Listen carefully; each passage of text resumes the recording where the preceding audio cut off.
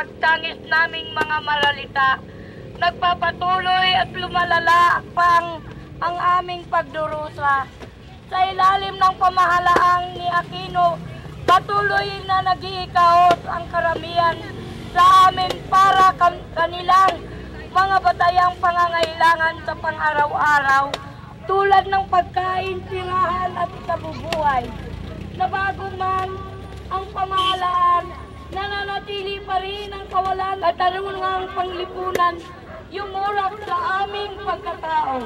Kami ay nauuhaw sa mga pangakong tuwid na daan ng rehimeng Aquino. Nauuhaw kami sa karapatang mabuhay, magkaroon ng trabaho at lupang titirikan ng aming bahay.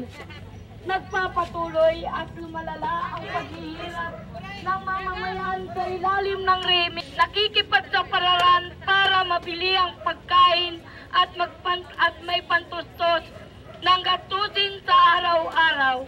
Pagtaas ng presyo ng gasolina ay nagdudulot ng pagtaas ng pamasahe, pagtaas ng presyo ng mga batayang bilihin, pagtaas ng presyo ng pagkain at mga serbisyo. Pumanaw ka abang kakampi namin at bigyan kami ng kalakasang makikasa para sa aming kaligtasan mula sa mga kamay na maninihil at makasarili. Bigyan mo kami ng kakayaang baguhin ng mundo.